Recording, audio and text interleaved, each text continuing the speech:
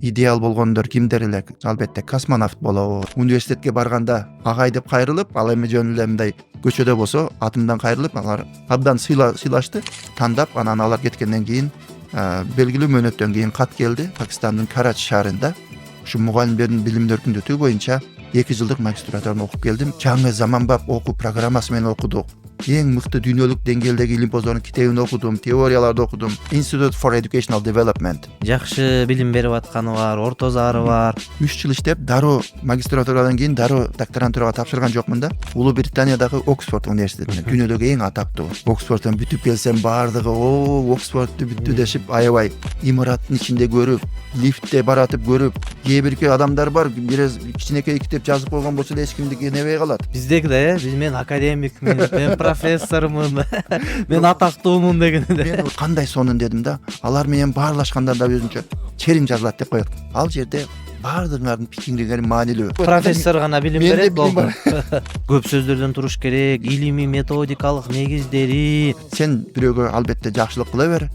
Ал башка бирөөгө жакшылык кылат, коом ошону менен өнүгө берет да. Казакстанга Назарбаев университетине кантип барып калдыңыз? Байыркы дүйнөдө жашаган адам ал таш доорунда жашайт. Ошон үчүн биз жалаң эле 5 алгандарды баалай берсек, анда жалаң эле жеке жана өзүмчүлдөрдү гана баалаган коом болуп калабыз да.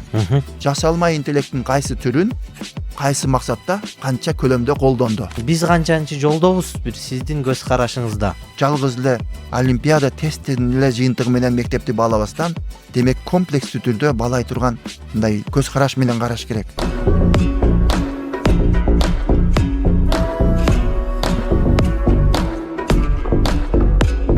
Ассаламу алейкум, урматтуу таалим подкастынын көрүүчүлөрү.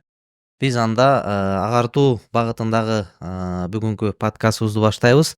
Бүгүнкү биздин коногубуз Кыргызстанга таанымал, Кыргызстан эле эмес чет өлкөдө дагы окумуштуу илимпоз катары орду бар. Биз сыймыктанган илимпоз агайыбыз Шаматов Дүйшөн агай. Кош келипсиз агай. Рахмат. Агай, билим берүүдө биз педагогдор өсүп келе жаткан муун сизден көп өрнөк алабыз, көп үлгү алабыз. Буюрса бүгүн биздин подкастыбызда дагы ошол сиздин педагогдук багыттагы ишмердүүлүгүңүз, андагы өзгөчөлүктөр, анан жалпы эле кесиптештерибизге бир шык мотивация берет деген үмүттөбүз. Анда сөз башынан эле агай бизге ошо салтка айланып калган ар бир коногубуздун биздин подкаст негизинен агартуу багытында, билим берүү, тарбия, таалим багытында балалык чагы. Эми ар бир үлгүлүү адамдын басып өткөн жолу биз үчүн мындай өрнөк да. Ошон үчүн сизге кеп башынан ушу балалык чагыңыз жөнүндө, бул педагогдук кесипке кантип келип калдыңыз, ушул боюнча сиздин алгачкы сөзүңүз болсун. Чоң рахмат. Бул балалык чагым, ойлосом ошол өзүм кадимки эле карапайым айылда өскөнмүн. Айылда мектепте окуп, ушу келечекке пландаштырып, мугалим болуп калам деп мектепте окуп жүргөндө ойлобогон экенмин. Бирок ушундай тагдырга байланыштуу мугалим болуп калдым. Мектепте балалыгым эми эстесем, кадимки ким болсо дагы өзүнүн балалыгын эстесе мындай абдан жакшы эскерүүлөр болот. Ушу балалык чагынан мектепке барып, кандай билим алганы, кантип мыкты мугалимдерден таалим тарбия алган күндөрүн эстейт. Мен деле ошондой эле өзүм ушул 30 адыр айылында чоңоюп, мектепке баргандан баштап окуп, билим алып, ушу келечекте ушу билимимди колдоном деп, бирок мугалим болуп калам деген ой келбеген экен. Мугалим боло турган ой болбосо сизде кандай ой болгон да? Кантип мугалим болуп калдыңыз? Сиз кыялданган кесип кайсы кесип болчу? Ал учурда мен Советтер Союзу учурунда окугам да мектепте. Ал учурда ар кандай ушу идеологиянын таасири болуш керек.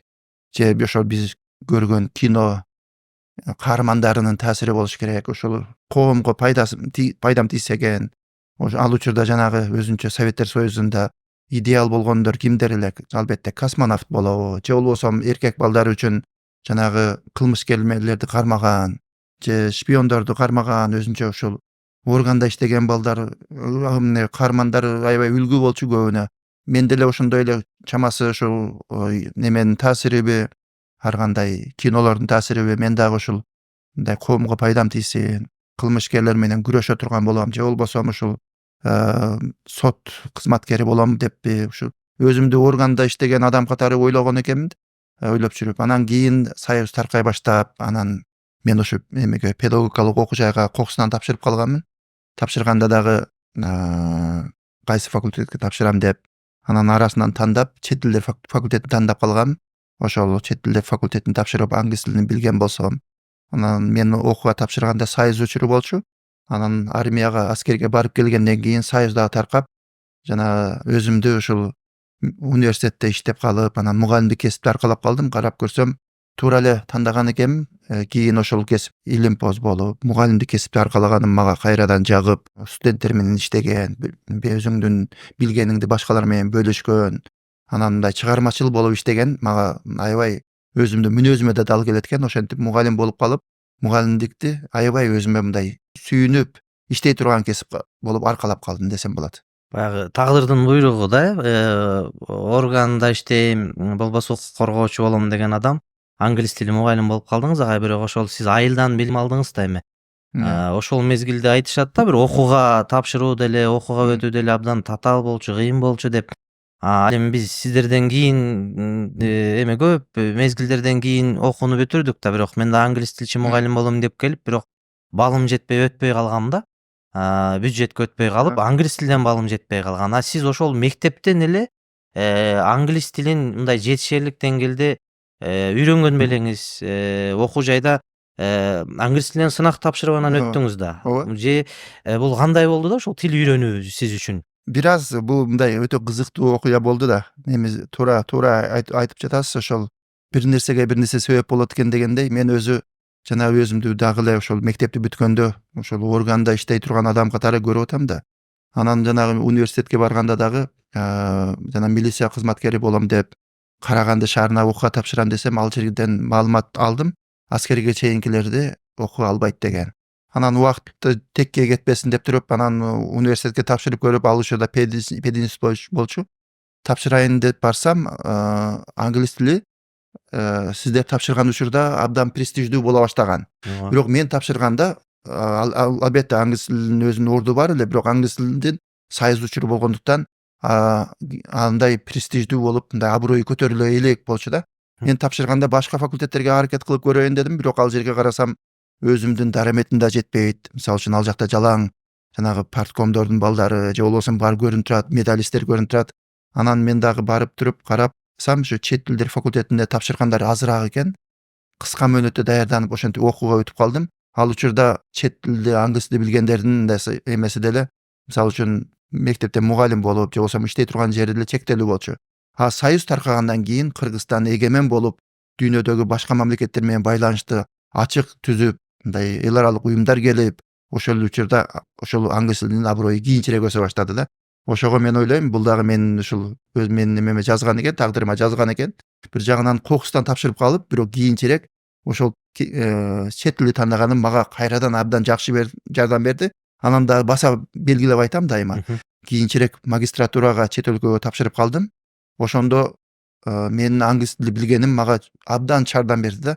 Мисалы үчүн өтө кыйын балдар, менен тең окуган балдар, кыздар болчу. Алар дагы англис тилди билгенде, балким менден кыйла күчтүү балдар дагы чет өлкөгө чыга албай калды да. Ошон үчүн туура тандаган экенин, билбестен эле туура тандаган экен деп ойлоп калдым. Жакшы агай. Демек айылдан келип, башка кесипти эңсеп келип, бирок мугалим болуп калдыңыз, жогорку окуу жайды бүттүңүз. Анан чет өлкөгө болгон сапар агай. Алгачкы чет өлкөгө сапарыңыз кандай болду? Кантип магистратурада чет өлкөгө өтүп калдыңыз? Ошол мезгилде деле демек англис тилинин баабар канчалык көтөрүлбөгөн болсо, бул чет өлкөгө деле өтүш, окуш ошол жакта илимди улантыш кыйын болсо керек эле да. Бул боюнча бир кандай болгон сизде бул чет өлкөгө барып калышыңыз боюнча? Мен айтып өтүшүм керек, ошол бул мен окуп жатканда кескин өзгөрүүлөр болуп атты да. Заман өзгөрүп атты. Ошол мисалы үчүн мен окууга тапшырганда Советтер Союзу болсо, эми ал кайра куруу жылдары болчу да. Анан бара-бара мен аскерге барып келгенден кийин Союз таркап, Кыргызстан эгемендүүлүктү алып, өз алдынча мамлекет болуп атпайбы? Ал эми мен университетте иштеп калган учурда, ал учурда Кыргызстан өзүнчө өз алдынча мамлекет болуп, чет өлкөнүн баркы дагы өтө өсүп, ошондуктан мындай эме болуп калды. Керек болсо чет тилдер факультетине өтүү да кыйын болуп калды. Ал эми жана башында да айтып өттүңүз го, жана азыр эми окууга өтүү кыйла оңой болуп калды да азыр. Эми Ооба, мүмкүнчүлүк менен. контракт болсо дагы же болбосо бюджеттик органдарга дагы. Жана ал учурда мен окууга тапшырган учурда бир класста 30 окуучу бүткөн болсо, ошонун 2-3 гана окууга өтчү да. Себеби жогорку окуу жайга өтүш абдан кыйын болчу. Ошондо мен албетте окууга өтүп, армияга барып келип, окуумду улантып, жана бүткөндөн кийин ал учурда чет өлкөгө мен университетте иштеп жүргөндө, университетке иштеп калганым да өзүнчө чоң мындай ал дагы бир тагдыр экен. Себеби университетке жанагы союз таркаганда көптөгөн күчтүү адистер, өзгөчө башка улуттагы күчтүү жергиликтүү адистер өзүнүн тарыхый мекендерине кете баштады да. Германияга же Израилге же Россияга кете баштады. Анан ошол университеттерде мындай орун пайда болду жаш бүтүрүүчүлөр үчүн. Ошолордун катарында мен биринчилерден болуп иштеп калдым да. Сиз окуу жайды бүтүп эле иштеп калдыңызбы же чет өлкөгө барып келип анан Жок, иштедиңизби? дароо сунуш иштеп кылынды. калдыңыз. Мен өзүм эле окутуп жүргөн ага эжекелерим, ошолор декандар сунуш кылышты, ушу алдыңкы бүтүрүүчүлөр болуп. Андай тажрыйба жок болчу. Жакшы. Көбүнчө мындай дароо эле алып калбайт эле да, мындай 1-2 жыл тажрыйба топтоп кел, анан бирок мен ушу биринчилерден болуп, мисалы үчүн 5-курсту бүттүм, ошол эле жылы, бүткөн жылы эле сабак бере баштадым. Аябай кызык болот экен. Ал мисалы үчүн 1 жыл мурун эле тең туш болуп, топтеп, мындай тааныш болуп жүргөн балдар, алар студент болду досторум. Аларга болсо мен окутуучу болуп, албетте аларга мен ыраазы болдум. Университетке барганда агай деп кайрылып, ал эми жөн эле мындай көчөдө болсо атымдан кайрылып, алар абдан сыйлашты. Ушу биздин досубуз ушул жерде иштеп калды деп туруп. Бирок чет өлкөгө жөнүндө суроо бердиңиз. Чет өлкөгө баруу дагы оңой болгон жок. Эмнеге дегенде, чет тил билгениң менен мындай карап көрсөм билимимди дагы өркүндөтүш керек. Аны сездим да. Илим жакташ керек, билимди өркүндөтүш керек, дагы мындай күчтүү адис болуш керек экен билинди башынан эле. Анан кантип тапшырам деп туруп ар кандай мүмкүнчүлүктөрдү издедим, бирок мындай жолум болбой жүрдү. Же маалымат кечирээк барып калат, же болбосо маалымат барбай калат, жанагы мындай укпай калабыз. Акыркы күнү бүгүн документ тапшырыш керек деп ар кандай себептер менен анан документ тапшырсаң, анда көпчүлүк мүмкүнчүлүктөргө, жанагы чет өлкөдө окуй турган мүмкүнчүлүктөргө жолум болбой атты десем болот. Анан эле 3 жыл иштегенден кийин университетте ошол атайын тандоо комиссиясы Пакистандагы окуу жайдан келип калды. Профессорлор келип, маек жүргүзүштү, сабагыма катышты. Көрүп, анан атайын тандаган келгенден кийин чамасы аларга мен жооп бергеним, сабагыма катышканда өткөн сабагым аларга жаккан окшойт. Тандап, анан алар кеткенден кийин белгилүү мөөнөттөн кийин кат келди.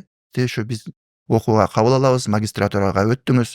Магистратураны Пакистандын Карачи шаарында ушу мугалимдердин билимин өркүндөтүү боюнча 2 жылдык магистратураны окуп келдим. Ошондо мен айтсам болот, аябай көп нерсени үйрөндүм. Ал жерде жаңы заманбап окуу программасы менен окудук.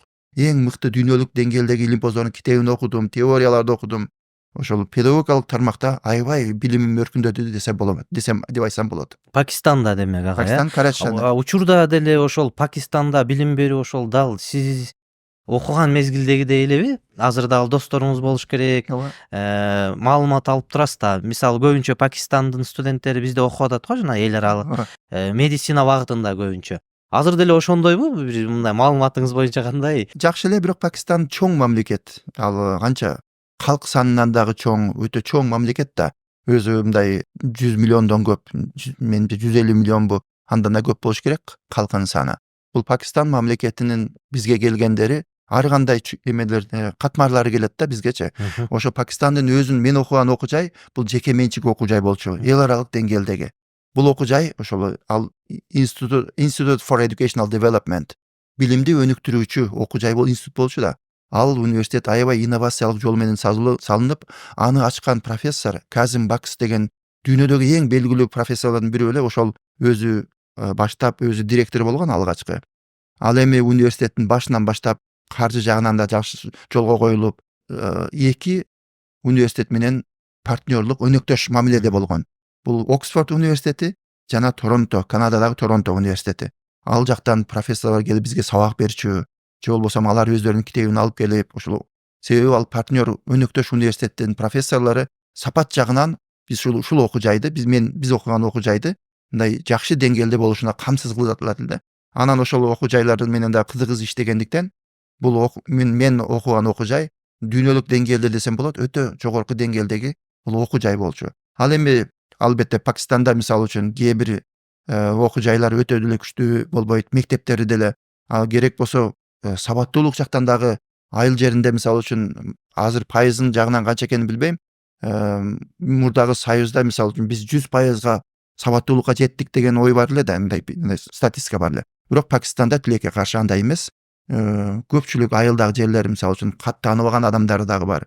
Бул жака келгендери менимче ушул орто деңгээлдеги адамдар болуш керек. Себеби Пакистанда өтө кыйын, англис тилди кыйын билген, жеке менчик дүйнөлүк деңгээлдеги мектепти бүтүрүүчүлөрү мисалы үчүн ошол эле Улуу Британияга же Түндүк Америкага окууга кетишет.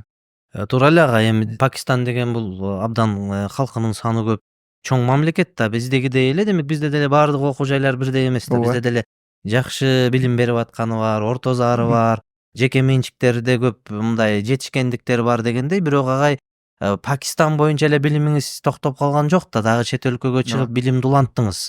Мен Торонто университетинде беле, адашпасам, бул жака кайсы шамал айдады, кандай сиз чет өлкөгө эле жүрө бердиңизби билимди улантып, бул боюнча дагы бир айтсаңыз. Ооба, Пакистанда 2 жыл билим алып келдим. Ал жакта диссертация жазып, баалоо боюнча, мугалимдердин баалоо усулдары боюнча жазып, анан кайра эле Кыргызстанга келип, өзүмдүн билимимди бөлүшүп, кайрадан университетте иштей баштадым.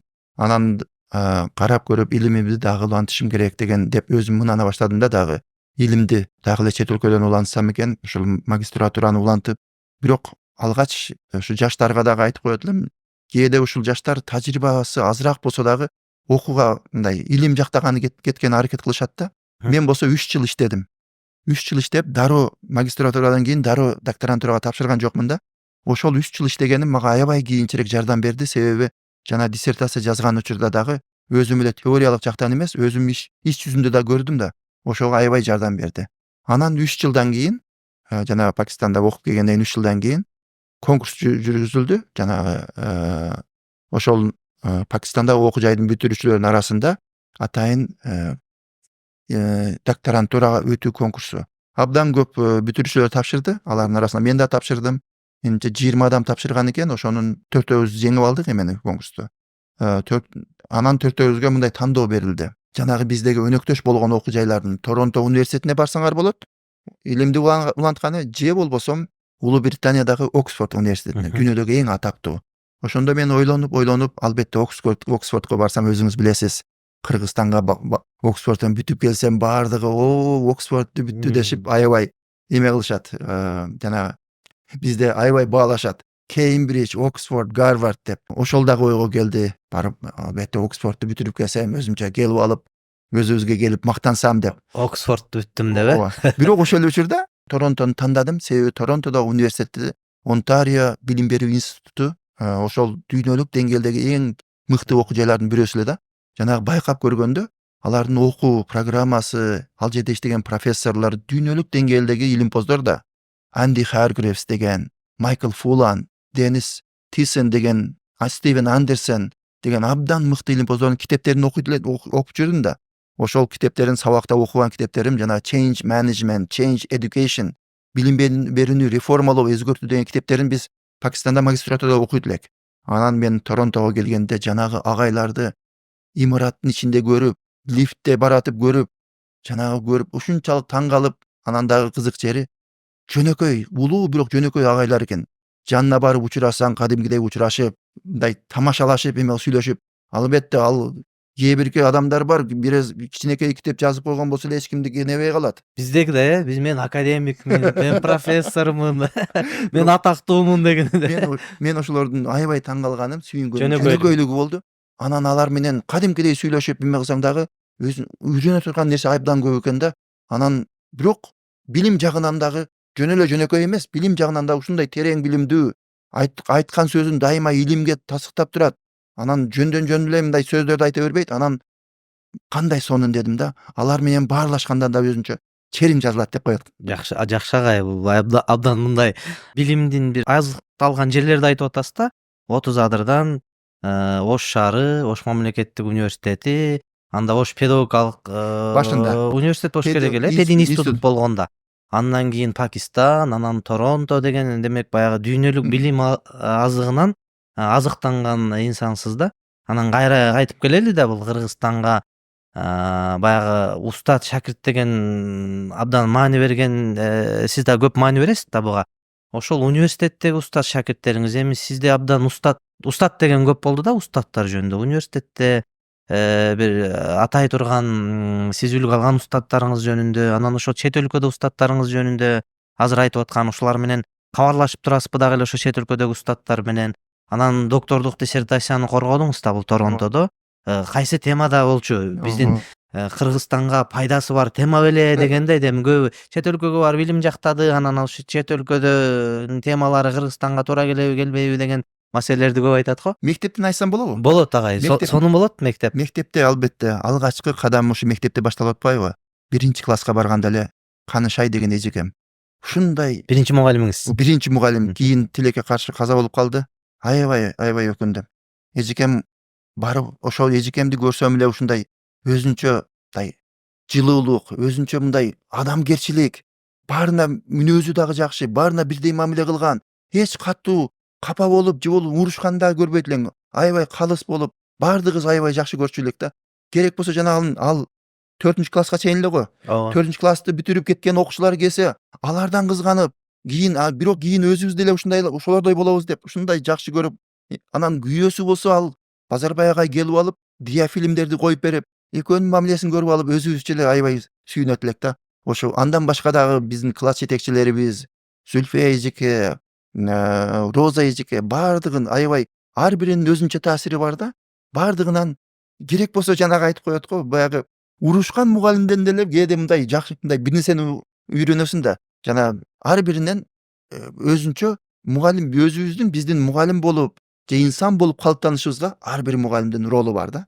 Ал эми университетке келгенде ошол жерде да мен мындай мыкты агай эжекелер, ошол эле мисалы үчүн Мусулманкул агай, Садырбек агайлар, Фарида эжеке, баардыгынан сонун билим алдым. Себеби мисалы үчүн Фарида эжекебиз ушунчалык мындай аябай эмеле, аябай талапты катуу коет эле англисти үйрөткөндө. Мындай өзү дагы тамашалабаган баягы баардыгын. Ал эжекени көргөндө кээ бирки менин группалаштарым мындай коркуп калышат эле. Кой эжекенин маанайы кандай экен дешип. Бирок ал эжеке ошондой талапты катуу коюп, бирок аябай баарыбызга чынчыл мамиле кылган үчүн көп нерсени үйрөндүк да. Ар биринин дагы ушул университетте болгон мугалимдериме аябай ыраазымын. Ошолордон билим алганыма, анан кийин дагы мисалы үчүн албетте чет өлкөгө окууга өтүүмө ошолордун дагы чоң алардын негизги себеп болуп атпайбы? Англис тили үйрөнүп, Пакистанга барганда дагы ал жерде Казим Баксту дагы эгер мындай карап кызыккандар таанып издеп көрсө болот. Казим Бакс деген өзү мындай ушунчалык кыйын, мен педагогтон билим алган экенмин. Ал кишинин бир эмеси бар эле. Жумасына бир жолу education issues, билим берүүдөгү көйгөйлөр деген теманы тандап алат эле. Анан теманы тандап туруп, баардык дүйнөнүн ар жагына келген магистранттар менен өзү сабак өтөт эле. Бизге бир 3 парак, 4 парак кыска, бирок нуска макала жөнөтүп коет эле ошо темага байланыштуу. Аны окуп келгиле, мына 3 суроонун тегерегинде ойлонуп келгиле дейт. Анан биз барат элек, барып туруп анандай коломтого окшогон тегерек бир бөлмө атайын, Кива деген бөлмөнү ушу институтка курган эле. Ал Кива дегени бул ушул эмедеги Түндүк Америкадагы жергиликтүү калктардын ритуалдар болгон бөлмөсүнөн калган түшүнүк экен да. Ошонун ал жерде жанагы кээде ошо жергиликтүү калктар, эми бизде индеистер деп коет, аны түшүнбөй эле. Ошол жергиликтүү калктар кээде ар кандай элдер экен да. Кээде суу талашып, жер талашып, бири-бири менен мындай араздашканда, ошолар баардыгы келип, ошол жерде тең ата болуп, сүйлөшүп, отуруп чече турган жер экен. Айлана, бизде тегерек үстөл дегендей, кыргыздар жана уюмубуз тартып, боз үйдүн ичинде отуруп аксакалдар маселе чечип дегендей экен да. Кудду ошондой түшүнүк менен бир класстык бөлмө жасап койгон да. Ал жерде иерархия жок. Эч ким мугалим болуп туруп алып, башкалар отургула дебейт. Анан башында 1-2 жанагы жашыраак окутуучулар бизге окутуп калды да, магистраттаргачы. Өзү отурат биз менен кошо. Баарыбыз тегеректен отуруп, бутты чечип кирип отурабыз. Отурганда анан кээ бирки жанагы PhD'ни бүтүп келген жаш окутуучулар теги жакта туруп алып анан сүйлөй баштаганда жок силер дагы келгиле отургула деп. Ал жерде баардыгыңардын пикириңер маанилүү. Жүз көрүшүп отурасың. Анан ошондо мен биринчи жолу мындай эмени баалай баштадым да. Башка сен менен окуган магистранттарда дагы идея бар, билим бар. Кээде биз ушу мугалим гана мен мугалим менен гана эме кылам да, баарлашам. Башкалар айтканын укпай калабыз да. Кээде мектепте деле ушундай болуп калат. Ал Казимбакис ушундай кылып койду эле, сен айткан нерсеңе баа берип, анан кайрадан башкача суроо берсес, карап туруп, ай, ушул сөз менин жанымдагы кадимки магистранттан чыгып атам деп туруп, бири-бириңе болгон баалоо күчөйт эле да. Ошондо ойлоп калдым эле мен дагычы. Мен чындап ойлодум, себеби билим жалгыз китепте эмес. Билим жалгыз мугалимде эмес. Билим ар биринде бар экен. Болгону кунт коюп угушубуз керек экен, сурашыбыз керек экен. Кээде сурабайт экенбиз да жаныбызда отургандардан. Туура агай. Жаныбызда жүргөн адамдарды дагы ою менен эсептешпейбиз, баалабайбыз, укпайбыз да дайыма. Койчу дейбиз. Мен өзүм эле болсом деген түшүнүк. Же өзүм эле же болбосо кандайдыр биз эталон бар экен да. Билимди ушул гана адам берет. Башкаларда билим жок деп. Ал өзү дагы үйрөтүп коет. Профессор гана билим берет. Билим бар. Бирок сиз сөзүңүздүн жана улайын. Бул эми Пакистанда болду. Ал эми Канадага барганда ал жерде жанагы мен Анди Харгривстен сабак алдым. Ушундай сонун агай, жанагы бар эле ушу күчтүү агайлар эле. Шезат Моджаб деген аял өзү Ирандан барган, ошо Канадада жашап калган. Анын сабагынан дагы аябай. Стивен Андерсон, өзүмдүн агайым Денис Тисон деген мен жетекчим болуп калды. Ал агай аябай диссертациянын жанагы өзүнчө бөлүктөрүн жазып жөнөтүп эме кыласың да. Азыр агай бир аз мактаса керек, мен азыр кыйраттым деп барсаң, бир эки катуу суроолорду берет, анан кийин чындап ойлоно баштайсың. Бирок ал кишинин мага эң жакканы сапат үчүн эч нерсеге качан компромисс кылбайт эле да. Бирок ал киши жөнүндө кийин бир окуя болду. Дипломдук ишим жанагы сиз айтып суроо берип атпайсызбы, эмне жөнүндө эле деп. Диссертациям жаш мугалимдердин мугалим болуп калыптанышы деген. Мен бир жылга Кыргызстанга келип, маалымат топтоп, интервью, байкоо жүргүзүп, фокус группа жүргүзүп, 8 айдын ичинде маалымат топтодум. Анан кийин бир жыл бүткөндөн кийин жанагы анализдеп кайрадан Канадага барып коргоп атпаймынбы? Ошол теманы коргоп жатканда жанагы Денис Тисон ар бир аябай көңүл буруп, бардык сөзүңө суроо берип, кийин ойлоно баштадым. Ушу Денистин биз көбүнчө жазганда бир ката кетирет экенбиз да. Өзү көпчүлүк эле адамдар. Биз өзүбүз үчүн жазат экенбиз жазганда. Ал эми окурман үчүн эмес, өзүбүз үчүн. Жана же болбосо өзүңдүн жетекчиңдин көз карашы менен такыр башкача карайт экен да. Анан кээде карап туруп өзүм ал суроосун көрүп туруп, ай чындап эле ушуга эмне үчүн ойлонбодум деп туруп, кийин жазганда азыр мен жетекчим эмне деп суроо бериши мүмкүн деп туруп, мындай кыйла жазганыңды окурмандын көз карашы менен жазганда оңдодум да. Жыйынтыгында жакшы деңгээлде коргодум. Анан эң кызык жери коргогондон кийин жанагы эме болду. Жанагы эмне деп коет? Банкет деп коет. Банкет, досторум банкет уюштурду. Анан банкетти уюштургандан кийин жанагы жетекчим мени жана комиссияны алып туруп, өзү университеттин эсебинен баягы атайын ресторанга алып барып сыйлап койду да. Бир жолу бул теманы айтып кой берейин. Келинчегим экөөбүз бир эмеге барып калдык. Коргоого барып калдык. Барып жергиликтүү коргоого барып калсак, мындай дасторкондорду жайганы жардам берип атабыз да. Келинчегим менден сурайт. Сиз дагы Канадада ушундай жасагансызбы, дасторкон жасагансызбы дейт. Жок. Канадада менин агайым өзү чакырган ресторанга десем аябай таң калган да. Бул жерде мен таң калганым, карасаңыз, эгер мен бир коргоодо отурган болсом, мен комиссиянын мүчөсү болсом, анан билем да кечиндеси аябай сонун банкет болот. Анда мен кантип суроо берем жанагы коргоп жаткан адамга? Мындай билем да кечиндеси аны макташым керек. Ошого мен таң калып, бирок бара ушундай нерседен арылышыбыз керекпиз. Буюрса, бул сөзсүз түрдө мындай нерсе арылышыбыз керек экен. Баягы кыргыздын менталитети, жаңы сезимине сиңип калган түшүнүк бар да. Меймандостук, сыйлап коеюн деген дагы темаңызды кайра айтсаңыз? Жаш мугалимдердин эмеси Professional Socialization of Beginning Teachers. Бул негизинен бизгилер эме деп сурашканда айтат, бул эмне психологиябы, социологиябы, педагогикабы дей берет да. Ал жакта жалпы эле education, билим берүү деп айтылат. Менин эмеси кыргызчасы түзмө-түз которгондо жаш мугалимдин профессионалдык социализациясы. Демек, жаш мугалим мектепке барганда кантип мектепте иштеп кеткенди үйрөнүп атат. Эмне үчүн сурап атам агай? Абдан жөнөкөй да. Бизде билесизби, темалар деген эмне баягы Советтер Союзунан калган илимди улантып келатабыз да эми азыр. пейджди баягы 2 багыт тең алып баратабыз го, эми Кыргызстан эми өтүп атабыз. Анан биз коргогондо эми советтик системасы менен кордук да. Биздин темаларда мындай болуш керек да, мындай татаал көп сөздөрдөн туруш керек, илимий методикалык негиздери, педагогикалык шарттары дегендер да. Ошон үчүн абдан жөнөкөй эле бир жөнөкөй эле тема экен да. Бул абдан практикалык мааниси зор агай. Анан эми баягы Пакистан менен тиги Торонто айырмачылыгы да чоң болуш керек. Эки мамлекеттеги бул менталитет, билим берүү илиминдеги. Анан сиз баягы сөзүңүздө айттыңыз да, эми биздин подкастта агартуу таалим тарбия болгон үчүн университетте окуп атып аскерге барганмын деп. Мен да ата энем мугалим, атам мугалим да, ошол университеттин 1-курсунда окуп атып, анан аскерге кетип кайра келип улантканмын дегенчи. Ошол мезгилде эмне ал аскерге алып кете берет беле, окуу эмне болот эле, анан ушул деги эле учурдагы эми бир аскерге баруу дегендин бир мындай философиясы эмне дейли да балдарга. Бул өтө маанилүү суроо. Эми мен ал аскерге барганым, ал дагы чечимдер өзгөрүп турду. Жанагы мен университетте окуп жүргөн жылдары ошол 18ге чыккан жигитти аскерге сөзсүз алып кетет эле. 1-курсту бүтүп атасыңбы же окубай жүрөсүңбү, сөзсүз барышың керек эле да. Анан кайра келгенде же 2-курстан улантасың, жанагы экзаменди тапшырып кеткен болсоң.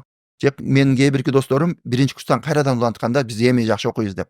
Ал эми мен барып келгенден кийинки жылдары жанагы студенттерди аскерге жөнөтпөйбүз деген да мыйзамдар чыкканда, ар кандай жыл мыйзам өзгөрүп турган ошо чечимдер.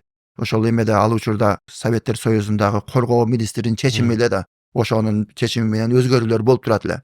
Ал эми бул аскерге боюнча кийинки жылдары өтө эле сын пикирлер, ар кандай көйгөйлөр көбөйүп кетти да. Аскер болбойт экен, аскерге баргандар мисалы үчүн ал жакта дагы мына мисалы үчүн кодулоо, мушташ, ондай болуп ар кандай себептер менен жанагы аскерден качкандар да көбөйүп, барбай койгондор да көбөйүп атат. Бирок баары бир аскерге көрүп атабыз го. Жигит ошо аскерге барса көп нерсе үйрөнөт экен да.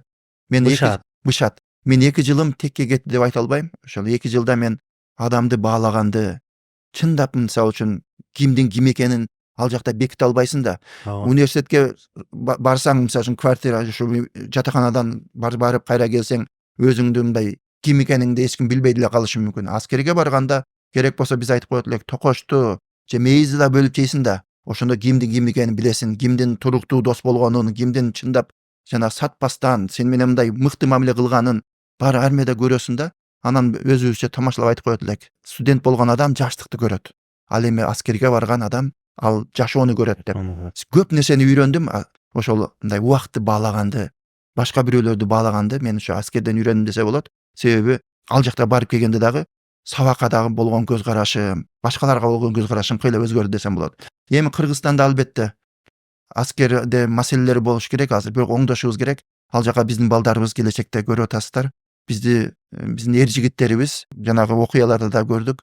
Кыргызстандын баары бир намысы биздин жигиттерибиз, коргой турган жигиттерибиз. Аларга дем бериш керек. Ошондой балдарды оңдой турган жагын оңдошубуз керек. Мекенди коргош керек. Сөзсүз.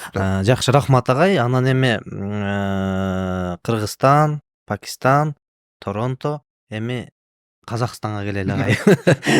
Азыр учурда Назарбаев эл аралык университетинде эмгектенип атасыз.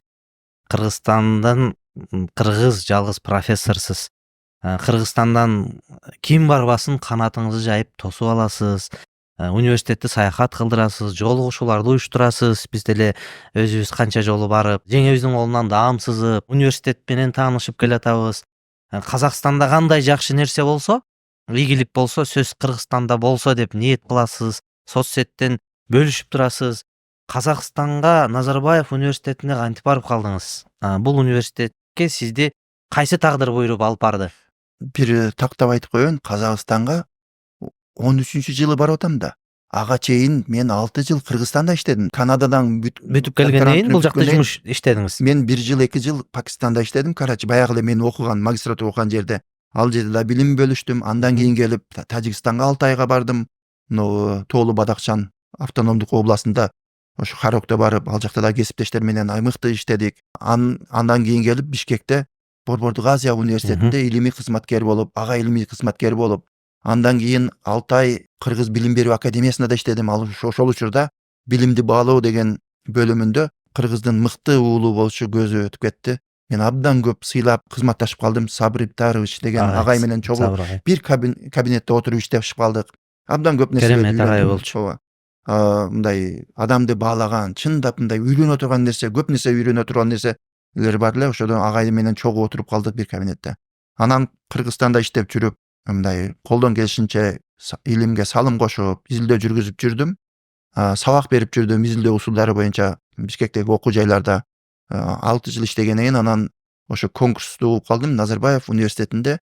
Мен Канадада, Пакистанда эмнеге даярданган, кандай илим жактаган, кандай адис болгон болсом, ошол багытка 100% тиешелүү болгон адистик ача баштаптыр да. Назарбаев университетин ачканда дароо Казакстан өкмөтү жетекчилери ошол Назарбаев университетин ачкандар билим берүү жогорку мектебин кошо ачыптыр да. Булар ошо түшүнгөн окшойт, билим берүү боюнча өзгөртүү менен биз эме кылабыз, адистерди даярдоо менен реформаларды жүргүзөбүз деп туруп, ушу билим берүү Graduate School of Education деп коет. Билим берүү жогорку мектебин ачып, ал жерде магистрант, лидерство боюнча, реформа боюнча жана докторанттарга сабак бере баштадым. Ага тапшырып, биринчи тапшырганда мен аракет кылып, документ тапшырганда ага чейин да угуп жүргөн элем бул окуу жайда. Бирок конференцияга барып калдым атайын. Барып чалгынга бардым десем болот. Конференцияга, эл аралык конференцияга барсам, аябай жакты, ошол базасы жакты университеттин, ушул максаттары жакты, ал жакта эмне кылабыз деп конференцияны жогорку деңгээлде өткөзүштү. Негизинен аңгисиндеги болгон сабактар болот экен. Анан мен барганда алар дагы Назарбаев университети баягы жаңыдан мектеп ача баштады. Алар факультетти мектеп деп коюшат. Graduate School of Education дегенди ачып, ошого эки партнер университет, өнөктөш университет. Пенсильвания, катактуу Америкадагы Филадельфия шаарындагы Пенсильвания университети, жана Ivy эң алдыңкы университеттердин катарына кирет. Жана Кембридж университети, эки университет менен өнөктөштүк кылып, меморандум коюп, ошол ачып атканда барып көрдүм конференция учурунда. Демек мен дагы аракет кылышым керек экен деп туруп, ошо документимди тапшырып, интервьюга чакырылдым. 3-4 этаптагы өткөн текшерүүдөн кийин анан кийин чакыруу, жумушка алабыз деген чакыруу келди. Ошентип мен ал жака жумушка өтүп калдым. Канча жыл иштеп атасыз? 10 жылдан ашты. 10 жылдан. Аны тактап коеюн, жанагы азыр мен өзүм дагы мен жалгыз профессормун деп мен дагы айтып жүрө берипмин. Мен жалгыз эмес экенмин. Амина деген кызыбыз дагы иштейт эле, ал азыр Австралияга кетти. Андан башка өтө мыкты азамат жигит бар, жаш Бектемир деген. Алар эми кийин эле барды го. Кийинирээк барган. Ошон үчүн билбей калдык да. Graduate School of Business'те, бизнес боюнча өтө күчтүү. Мен Америкадан окуп келген окшойт. Ал аны менен дагы мен дайыма учурашып турабыз. Өтө кыйын жигит. Жакшы агай, анан ушул Назарбаев университетинде иштеп жүрөсүз. Сиздин өзүңүздүн демилгеңиз менен конкурс өткөрдүңүз. 2-3 жыл өткөрдүңүз окшойт агай. Болочок ошол мектеп окуучуларын бир мугалимдикке үндөө боюнча. Ушул конкурсту кайдан сизге бул идея келди? Анан мунун натыйжасы кандай болду? Ушул бул деле эми көп эле адамдын колунан келе бербейт агай. Ар бир байгесин өзүңүз эми баягы катышып калган адам катары айтайын да, ноутбук берип, планшеттерди берип, атайын иш чара өткөрүп, ушул токтоп калдыбы? Акыркы жылдары болбой калды да. Мунун максаты эмне болгон? Анан бул идея кандай келген сизге? Чоң рахмат, өтө жакшы. Бул идея 2018-жылы. Мен Кыргызстанга жылына 2 жолу келип турам да. Жайкы каникулда жана кышкы каникул учурунда. Ошол келип, туугандарыма жолугуп, досторума жолугуп, айылга барам. Анан жана 2018-жылгы жыл аягында келем деп пландаштырып атканда ой келди да, 2018 ушу эмеге чейин, декабрга чейин досторум менен мындай баарлашып, юбилейим болот жакында, январь айында юбилейим болот, кантип өткөрсөм деп кеңешип, досторум менен, кесиптештерим менен кеңеше баштадым. Эми юбилейди ар кандай өткөрсө болот, адамдын өзүнүн эрки да. Мен да ойлонуп, ресторанда өткөрсөң анда деле жакшы, конокторуң келет, досторуң келет, ал жерде дагы каалагандар өздөрүнүн куттуктоо сөздөрүн айтат. Аны деле пландаштырса болот. Же болбосо башка эч нерсе өткөзбөй эле юбилей өткөрсө да болот. Юбилей өткөзбөй эле жөн эле башка бир пайдалуу иш өткөрсө болот деп ар кандай ойлор келди. Анан мен эмеге токтолдум, өзүм ойлонуп, анан жакындарым менен, досторум менен да кеңештим. мектеп жөнүндө, билим берүү жөнүндө өзү изилдөө жүргүзсөм, анан дайыма жаш мугалимдер жөнүндө да диссертация жаздым. Мектептеги мугалимдердин аброюн көтөрүп, аларга автономия берип, ишеним кылсак, анан сапат өзгөрөт деп өзүм дайыма эле айтып жүрсөм, менимче туура болот эле ушул менин ушу юбилейимди өзүм окуган мектепке барып өткөзөйүн десем, досторум дагы аябай колдошту. Бардыгы колдоп, анан жардам беребиз дешти ар жагынан. Анан ошентип эле мындай уланып пландаштырып эле ушул юбилейди январда мен окуган мектепте, азыркы Жаманкулов, илгери Крупская атындагы мектеп эле, ошол мектепте уюштурдук. Ал жерде досторум бардык жагынан жардам беришти. Жана уюштуруп, бирөөсү семинар өтүп беришип, өзүңүз дагы катыштыңыз. калганбыз. Ата-энелерге өзүнчө, мугалимдерге өзүнчө, окуучуларга өзүнчө. Башында анча мынча аткан эмнелер коркушуп, бүгүн явка деген сөз бар. Эч ким келбей койсо эмне кылабыз? Азыр каникул учурунда деп кыжалат болушту эле.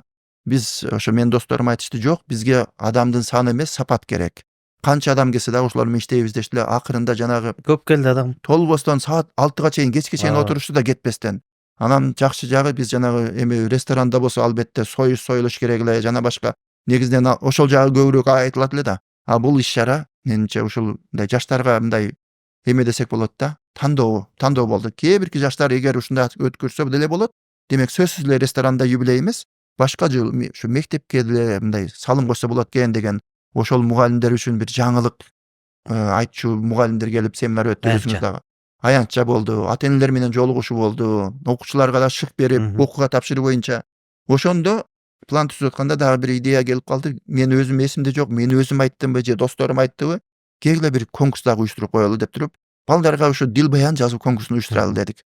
Анан мектептин алкагында чоң класстар, албетте алардын чоң класстар баары эле мугалим болушу шарт эмес, бирок балдар өздөрү чыгармачылык менен дил баян жазсын. Дил баянда темасын дагы аныктадык. Мен мугалим болгум келет деп туруп. Алар мисалы үчүн сөзсүз эле дил баян жазгандан кийин педагогикалык окуу жайга тапшырсын деген эч ким шарт кое албайт. Алардын өзүнүн эрки. Бирок ошол мен мугалим болгум келет деген дил баяндын ичинде мугалимдик кесиптин жакшы жактарын ачып берсе, өздөрүнүн мугалимдери жөнүндө мындай ойлонуп, ушул мугалимдер мага эмне жакшылык кылды? Ошону ачып берсе, демек мугалимдик кесиптин аброюн көтөрүүгө кичине болсо да салым кошсо деп туруп, анан уюштурдук эле. Өтө жогорку деңгээлде балдардын окуганын текшерип көрсөк, сонун жазышыптыр. Албетте, жанагы аларга академиялык жазуу боюнча үйрөтүш керек экен, бирок Советтер Союзунда ушул жагы бир аз маселе да. Эч ким жакшы үйрөтпөйт. Бирок ошол эмеди көрсөк, балдардын потенциалы абдан көп экен. Көрүп, ошолорго үйрөтүп эме кылдык. Конкурстун жыйынтыгында да белектерди бердик. Анан бара идея келип, райондук деңгээлге чыктык. Анан мамлекеттик республика деңгээлде да өттүк, 2 жолу өткөздүк. Аябай мындай көп нерсе үйрөндүк. Мисалы үчүн жанагы кээде окуучуга башка бирөөлөр жардам берген болсо, ата-энеси мугалими жардам берип, кошумча кээ бирки мугалимдер күйөрмандык да кыла баштады. Эмне үчүн менин окуучум начар эме белекке жетпей калды? Мен күчтүү мугалиммин го. Макул, сиз күчтүүсүз. Бирок бул конкурс сиздин окуучуңуз жөнүндө болуп атат деп.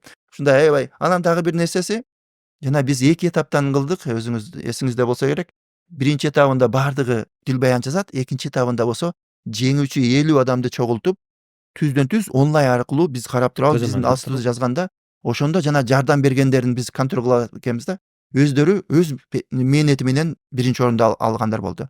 Жакшы өттү 2 жыл белек алгандар. Анан менин досторум дагы бул эң жакшы жагы, мен жеке демилген болуп, жеке мен Дүшөн агай уюштурду деген ат эле болбосо, бардыгын уюштурган менин досторум болду, кесиптештерим болду.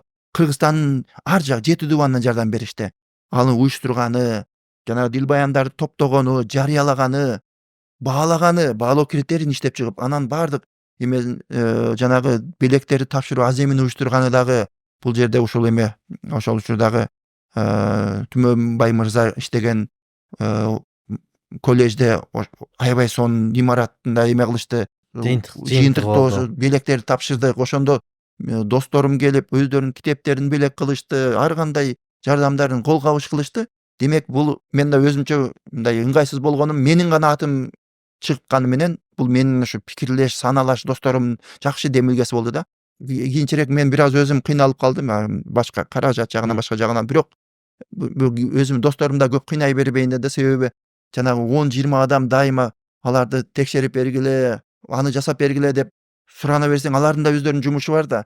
Албетте баардыгы ынап, баардыгы жардам берет. Бирок өзүмө да ыңгайсыз боло баштады да, кайра эле давайте уюштуралы деп. Себеби менин атым чыкса, алар жумушту алар кылышкан болсо өзүмчө ыңгайсыз болуп, бирок бул идеяны баары бир таштап койбошубуз керек, улантышыбыз керек. улантыш керек. Өзгөчө менимче даже менде ой келип атат. Педагогикалык окуу жайларын студенттердин арасына да уюштурсак, ошол эле бул жерде эмне жагынан утуп жатабыз?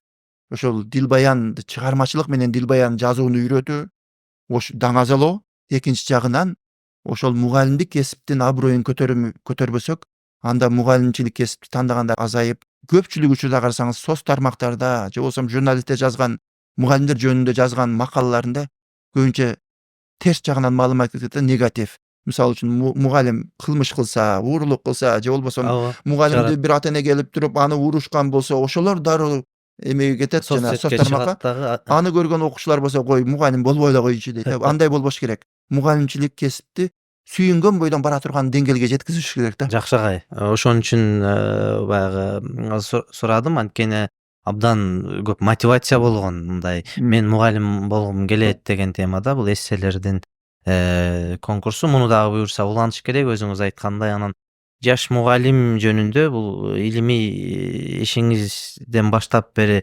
келатасыз да, ар кандай конференцияларда докладдар жасап атасыз. Мугалимдердин билимин жогорулатуучу институттарда, университеттерде, борборлордо Казакстанды мен төрө кыдырып деле деп айтсак болот. Көп жерлеринде баягы семинар, тренингтерди өтүп атканыңызды билебиз. Кыргызстанга келсеңиз азырдан эс алууга келдиңиз да, бирок эс алууга келсеңиз дагы графигиңиз абдан тыгыз.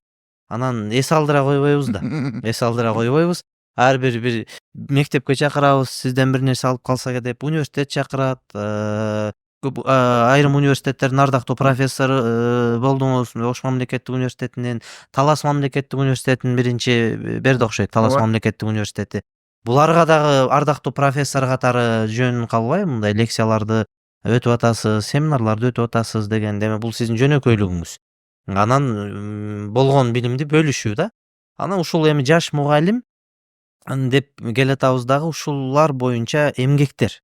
Сиз өзүңүз азыр агай бул алдыңызда да турат да, биринчи билимге умтулуу эле агай, биринчи китебиңиз. 19-жылы Ушул китеп жөнүндө, бул китептин жаралышы, андан кийин Билим бакыт канаты деген китептериңиз дагы абдан жөнөкөй, практикалык мааниси бар. Ушулар жөнүндө айтсаңыз, казакча билимге куштарлык, билимге куштарлык деп чыкты.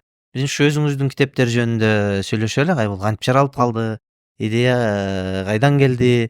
Конкурс жөнүндө дагы китеп жазгы ойлорум бар, өзү жана конкурста улапчы. Бул китептерди жазууга дагы мындай ошол ар кандай менин иш аракетим, адамдар менен баарлашкандарым себеп болду да. Мисалы үчүн ошол сиз айткан айылдарга барып, райондорго барып, шаарга барып семинар өтүп калам. Ал жерде эми негизинен акысыз болот.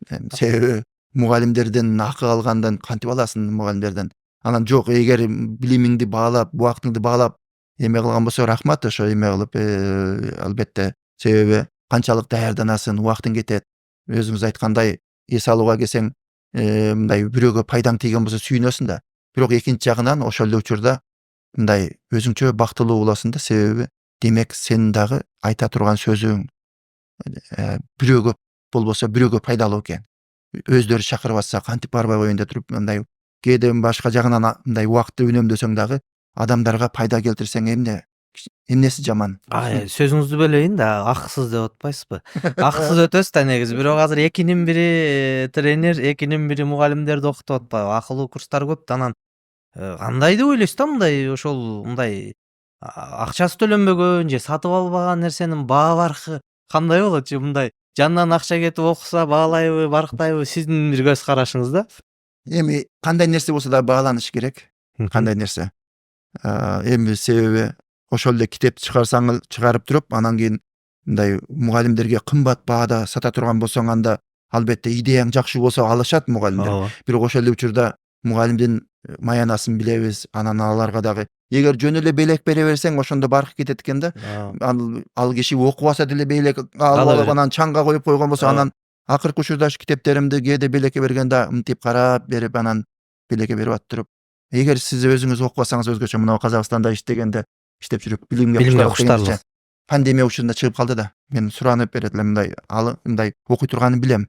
Кээ биркилер мындай берип атканда мындай айылдагы иштеген казак тилде сүйлөгөн мугалимдерге берип коюңуз сураныч деп туруп берет элем да. Ошол бирок туура айтасыз, себеби кээде жөн эле акысыз эле убактыңды эме кыла бербеген болсоң, мынау китепте жаздык ушуну дагы. Таш уста кайсыңсында эле? Таш ушта бирок убактыңызды убактыңызды өзүңүз баалаңыз дегенди дагы ушуну эме кылдык, жазып чыктык ушул жерде. Себеби кээде мисалы үчүн жакшы эме кылбастан өзүңүздүн убактыңызды баалабасаңыз башкалар кээде анчалык эле маани бербейт экен да.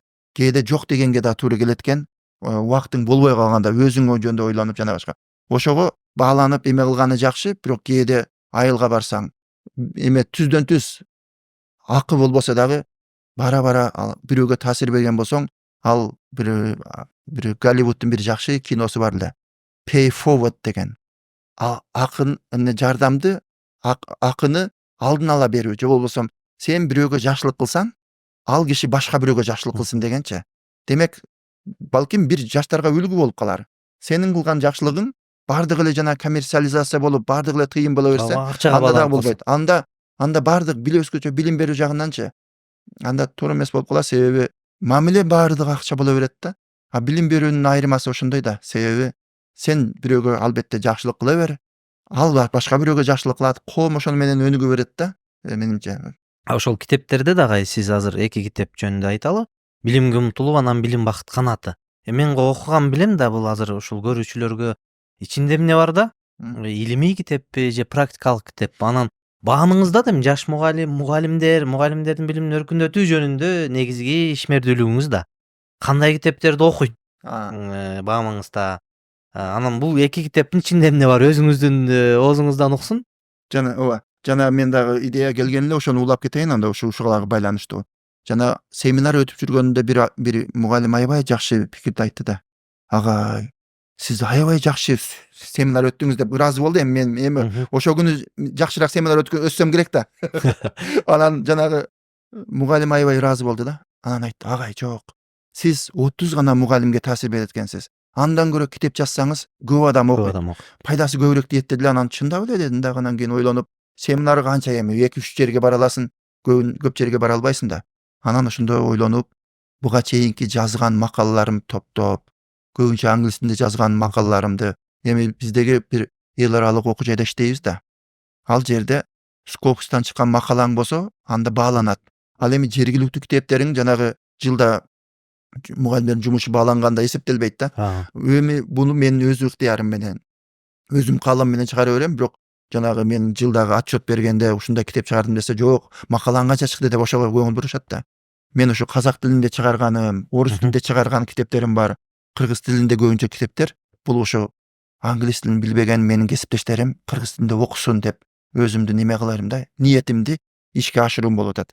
Бул биринчиден баягы сурооңузга жооп, билимге умтулуу деген негизинен ушул мектептеги мугалимдер кантип иштеш керек, негизинен жаш мугалим болуп калыптанышы, мугалимдердин аброю, статусу, эмеси бар, мындай мазмунунда жазылган. Жана ошол учурда мугалимдер бири-бири менен кызматташыш керек, өзүнчө изоляцияда иштешпеш керек. Ошол учурда мектептин жетекчиси, директору ал дагы кайдыгер болбостон мугалимдердин кызматташышына шарт түзүп бериш керек. Жана андан башка дагы ар кандай билим берүүдөгү жана эл аралык сынактар, жалпы республикалык тестирлөө, анын көйгөйлөрү жана анын жетишкендиктери, ушуга окшогон эмелер бар. Анан Таш уста деген легенда, сиз айткан ушуда жазылган. Таш уста дагы мындай жомок иретинде билим берүүдөгү реформалар жөнүндө өтө сонун кылып жазылган. Кыска маанисин агай ушунун. Кыска мааниси Таш уста деген өзү мындай легенда, жомок иретинде. Бул мындай өзгөчө адам, байыркы дүйнөдө жашаган адам, ал таш доорунда жашайт. Ал таш уста болгону таштан ар кандай курал жарак жасап, эң мыкты жасаган адам болот да. Бирок башка ошол учурдагы жашаган башка адамдардан, байыркы адамдардын айырмасы, ал отуруп алып ойлонгон адамда, оюн ишке ашырганы аракет кылган. Мындай аңчылыкка барып келип, курсагын тойгозуп, башка анын ошо эмелери, замандаштары уктап жаткан болсо жыргап, ал уктабастан отту карап отуруп, ага ой келет да. Эмне үчүн ушу биз чоңдор ушундай аракет кылабыз? балдар ойношот, бирок ойногондо жөн эле ойноп атышат. Алардын ойноп жатканын билимге пайдалуу кылып койсок, балким келечекке турмушуна пайдасы тийсин деп туруп анан ойлонуп, келечекке керектүү болгон ыкмаларды, көндүмдөрдү окута баштайт да. Бул биринчи жолу мындай ирээттүү түрдөгү окутуу мектеп деп койсок болот да. Таш уста мисалы үчүн ошол эме кылуу, аңчылыкты кантип кылуу керек, балыкты кантип кармоо керек, коркунучтуу болгон жанагы жол боштордон кантип арылуу керек оттун күчү менен. Бирок ошентип ал жаш муундарды үйрөтө баштайт. Бирок заман өзгөрүп, коом өзгөрүп, жанагы муз доору келип туруп, жанагы мурдагы жаныбарлар жоголуп, башка жаныбар жырткычтар келгенде, таш устандан кийинки келген таш усталар дагы бар да. Алар заман өзгөрдү, мурдагы билимибиз жарабайт. Эми башка билимди өзгөртөбүз дегенде, агаларга каршы карама каршылык өтө көп болот. Ошону таш уста кантип жеңген. Карама каршылык мисалы үчүн дайыма болуп келген да, бирок ага карама каршылыкка менен урушпастан, бирок алардын тилин таап, кантип өзгөрүү киргизебиз деген өтө мындай кызыктуу. Ошо окугам. Азыркы кандай өзгөрүү болсо дагы өзгөртөм дегенде да ушуну окуса, анан кийин жанагы туура өзгөртүүнү киргизүүнүн жолдорун үйрөнө турган бир жакшы жомок да. Ал эми билим бакыт канаты 3 бөлүктөн турат. Бул биринчи бөлүгүндө мектеп жөнүндө, ар кандай мектептин көйгөйлөрү жана башка. Экинчи бөлүгүндө жогорку окуу жай жана илим. Ал эми үчүнчү бөлүгүндө мектеп билим берүүгө тиешеси жок, бирок жалпы эле адамдык сапат, жөнөкөйлүк, мындай бактылуулук жана ийгилик, ушуга окшогон темалардын негизинде мындай көбүнчө башка бир мындай аябай кызыктуу, англис тилинде чыккан мындай таасирдүү тексттерди которуп, ушуну чогуу чыгардып, буну мен мыкты агайлар, өзүңүз дагы, анан Жолдош Турдубаев агай, көптөгөн агайлар окуп, сын пикирин айтып, ушу китепти жакшыраак кылып чыгарууга жардам беришти. Ар бир доордун таш устасы болот. Ар бир доордун болот. Анан экинчиден, бул экинчи китепти айтып атпайсызбы, жанагы негизги үчүнчү бөлүк, бул адамгерчилик, адамдык сапаттар жөнүндө. Анан учурда дагы баягы жумшак көндүмдөр деген бир термин да. Ушул боюнча бир оюңузду айтсаңыз, абдан мындай көп айтылып атпайбы жумшак көндүмдөр. Жумшак көндүмдөр сиздин көз карашыңызда, сиздин мындай түшүндүрүүңүздө кандай? Аны жумшак көндүмдөр деп да айтылып атат. Же болбосо 21 кылымга керектүү көндүмдөр деп да айтылат. Бул эми негизинен абдан керек нерсе. Себеби бул академиялык, анан академиялык эмес көндүмдөр деп негизинен бөлүнөт да. Академиялык дегенде ошол эле эсеп, каттануу жана башка деп айтсак, негизинен жанагы олимпиада болобу, же сынактар болобу, тесттер болобу, көбүнчө академиялык гана неме кылып калат да. Мисалы үчүн анын инсандык сапат, адамгерчилигине көңүл бурбастан, мисалы үчүн биз жалаң эле 5 алгандарды баалай берсек, анда жалаң эле жеке жана өзүмчүлдөрдү гана баалаган коом болуп калабыз да. Адамдык сапаты кандай? Же болбосо бирөөлөргө болгон мамилеси кандай? Жана англис тилинде да бир которулган бир термин келип калды, эмпатия. Кайдыгери болбостон бирөөлөргө мындай боору ооруйбу? Бир жаны бар болсо дагы, мисалы үчүн жабыркаган жаны бар болсо, мисалы үчүн ошодо мындай биздин жаштарда ушундай кандайдыр бир эме болуп атабы, сезимдер болуп атабы, ушу жаны бар дагы, мисалы үчүн буту аксак болуп калыптыр, же болбосо кой, ушу жаны бар экен деп. Ушуга окшогон, же болбосо адамдар бири-бирине болгон кайдыгерлик, менимче тилекке каршы кээде күчөп кеткендей сезилет да. Жанагы мындай бирде видеосун көрүп калдым, мушташ болуп атат, бир бала жыгылып калды эле, берки аны жыга койгондор күчтүүрөөк экен да. Алар секирип келип жыгылып жерде жаткан кишинин башына бут кийими менен келип туруп тээп түшүтөт. Аны кандай бул, ал адам эмеспи? Кандай бул майып болуп атпайбы? Көрдүңүзбү? Бул ал деле адам да. Бул деген эми башка бирөөнүн бир жери жабыркаса, өзүң да зырт этесиң го. Ошондой бул деген сиз айткан жумшак көндүмдөр өтө керектүү болгон жалгыз эле эме эмес, билим эмес, академиялык. Ошол эле жерде биздин адам болуубуз.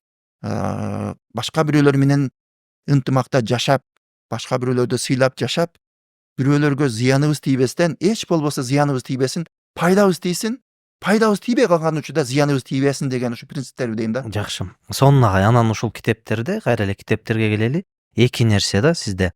Биринчиси, дайыма көп айтасыз да, изилдөө жөнүндө. кандай тема болбосун изилдөө бар бекен. Ооба. Кантип изилдептир? Шилтеме бердиңизби? Экинчиси академиялык чынчылдык. Ушул эки нерсе жөнүндө айтсаңыз. Изилдөө Бизде Кыргызстанда кандай ушул жагы? Изилдөө менен сабакты изилдөө. Ал боюнча орус тилинде китепте жаздыңыз, буюрса жакында кыргызчасын чыгарабыз да.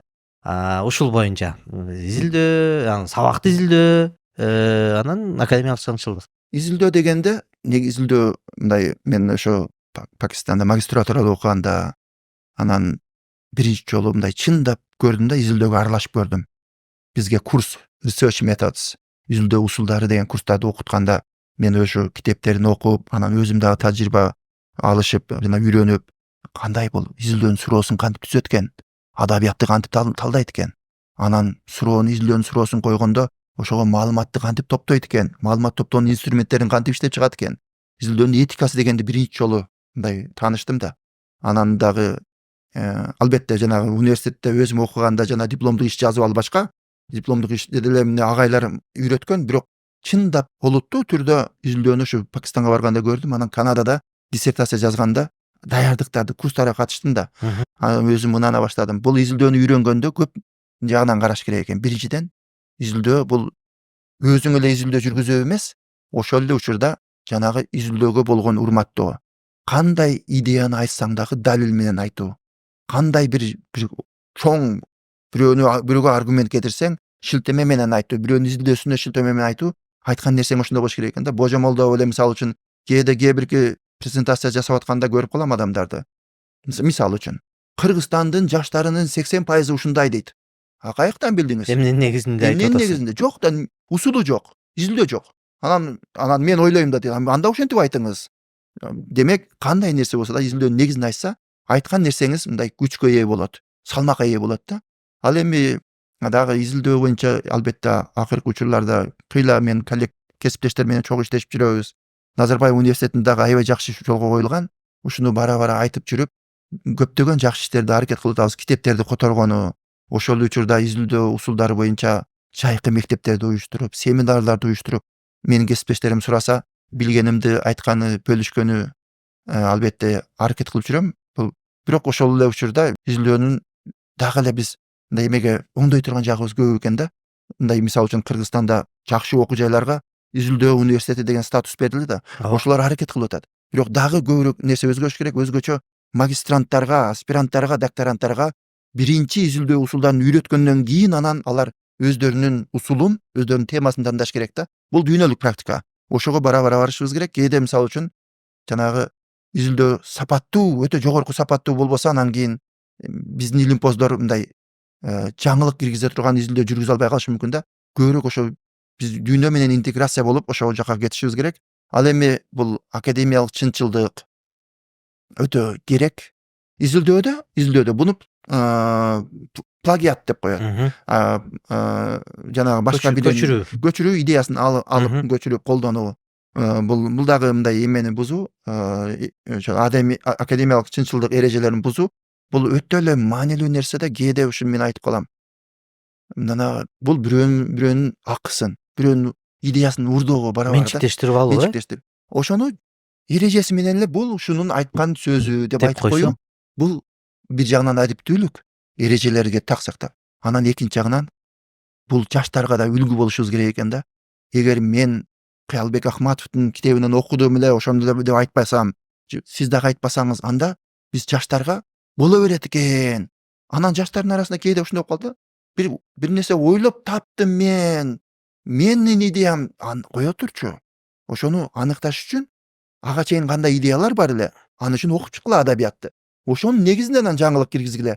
Изилдөөнүн негизинде дегенде биз ушу адап кылышыбыз керек да барабар. Буга чейин болду беле, бирөө изилдеди беле, же мен жаңылык ачтым беле дегендей да. Мен бир жаңы материк ачтым беле деген сыяктуу. Бул абдан туура агай. Бизде ошол биздин коомчулукта эмнегедир ушул жагы бир аз аксагандай да. Бирөөнүн идеясын айтканда сөзсүз түрдө баягы ала кушту да атынан аташ керек дейт го. Сөзсүз түрдө кайсыл жерден алдың, булагын көрсөт, паланча айтты эле, түкүнчө айтты эле деген болуш керек да. Кыял агай, бул темирдей эреже. Күчтүү окуу жайларда, илимде, анан да керек болсо жанагы академиялык окууларда эгер тапшырмасын бирөөдөн көчүрүп тапшырган болсочу, диссертация болобу же жазуу иретинде тапшырмасынбы, дүйнөнүн алдыңкы окуу жайларында буга эч эме кылбайт. Бул келишпейт, компромисс жок, окуудан айдалат студент. Бизде дагы көчүрүп алсаң. биз дагы Назарбаев университетинде эрежелерди айттык, түшүндүрдүк. Бирок 2 же 3 магистрант, 1 докторантты окуудан айдаганбыз. Себеби алар дагы биз үйрөткөндөн кийин дагы көчүргөн экен, башка бирөөнүн эмгегинче. Бирок маанилүүсү алардын атын эч кимге айтпашыбыз керек, купуялуулук сакталыш керек. Бирок биз эгер бир адамга көз жумган болсок, анда баарына көз жумуш керек. Ошону мындай темирдей кылып эреже кылыш керек да. Демек бул илим да агай, жана азыр илим жөнүндө сүйлөшүп атпайбызбы? Илим поз бул ачылыш жасаш керек дейт да. Бир жаңылык киргизиш керек, туурабы? Анан эми мен так илимдерде медицинада дейли, математикада дейли, башкада дейли жаңылык бир ачылыш жасаса болот. Бирок мына гуманитардык илимдерде агай, психологияда, педагогикада бул кандай ачылыш жасоого мүмкүн деп ойлойсуз да? Эми ачылыш дегенде албетте жанагы эме эмес, жанагы эврика деп же болбосо ошол бир эмени ойлоп таап, жанагы жаңы мыйзам, ченемдүүлүктү мыйзамды ойлоп таап, же болбосо ошол эле Ньютондун жанагы гравитациясын ойлоп табуу деген өзүнчө ал бир жаңылык албетте. Же Американы ачуу деген Америка континент. Ал эми бул коомдук илимдерде башкачараак каралат. Originality, жаңылыгы, новизна деген орусчасы. Ал дегени ошол, мисалы үчүн, бул мен деле диссертациям негизин айтайын, жаш мугалимдер жөнүндө жөнөкөй пикирлер бар. Ар кимдин пикири бар. Бирок ошол пикирди иретке салып, жаш мугалимдерди дүйнөдө кандай болуп атат, кандай кыйынчылыктарга учуруп атат, ошол эле Кыргызстандагы жаш мугалимдер менен жолугуп, маектешип, ошолордун пикирин жыйынтыктап, эмне үчүн мындай деп атышат деп туруп, анан иретке салып, аларды бир жакшы мултуруп баяндап берүү өзүнчө салым болот дагы. Ошонун негизинде аргумент кылсак болот да. Мына карап көрсөңүз, жаш мугалимдердин ар кимибиз бир чекесин билишибиз мүмкүн. Ошону эле мындай көрөбүз дагы. Бирок изилдөөдө баягы пикирлерди баарын бириктирип туруп, мисалы үчүн мен дагы аябай сүйүндүм ушу теманы тандап алганыма. Азыр карап көрсөм, жаш мугалимдердин кыйналган жактары бул жалгыз эле сабак өтүүдөн эмес экен. Балдардын тартибине жараша эмес экен. Ошол эле учурда ата эне менен иштөөдө жаш мугалимдер аябай кыйналат экен. Анан дагы даяр эмес экен көбүнчө. Анан мектептин жетекчиси, башка кесиптештер дагы кээде мындай, эмнеге келдиң мектепке дегенде ошолор менен тил табыш иштешип кетиш кыйын экен. Бирок дагы эң негизгиси кагаз иштери. Кыялбек агай, сиз айтыңызчы. Кагаз иштери, документацияны ким үйрөтөт? Ким үйрөтүш керек? Мисалы үчүн окуу жай, жогорку окуу жай үйрөтөт деп мектеп ойлосо. Жогорку окуу жай болсо практиканы мугалим үйрөтөт десе. Анан практикант болсо кой мектепке барганда мектеп үйрөтөт десе. Көрдүңүзбү? Эң кыйналганы ушу документациядан кыйналат экен дагы. Өзүңүз деле билсеңиз керек. Ошону демек мен изилдөөмдө тастыктады. Демек жогорку окуу жай менен мектептин ортосундагы байланыш үзүлүп калат экен да. Мындай биз ошол жаш мугалимди даярдай алдыкпы мектепке? Аны сураган адам кээ бир куратор звонок кылып сурашы мүмкүн экен, бирок системалуу түрдө ошол жаш мугалим тандаган негизинде биз окуу программабызды кантип өзгөртөлү? Кайсы практикага көбүрөөк басым жасайлы деген мындай дээрлик иш азыраак жүргүзүлөт экен. Ошону мен дагы сунуш кылып диссертация негизинде айтып чыкканмын. Демек, баягы коомдук илимдердин, гуманитардык илимдердин өзүнө жараша бир жаңылыгы бар. Башкачараак болот, бирок жаңылыгы ошол иреттүү түрдө аргументтерди жасай билүү, дүйнөлүк адабияттар менен салыштырып, башка өлкөлөрдө кандай иш-чаралар болуп атат. Ал эми Кыргызстандын негизинде изилдөө болгон болсо, эмне окшош экен, эмне башкача экен, анан контекстке жараша дагы бизде, мисалы үчүн, ошол эле учурда биздеги болгон окуя Канадада болгон окуядан кандай айырмасы бар экен?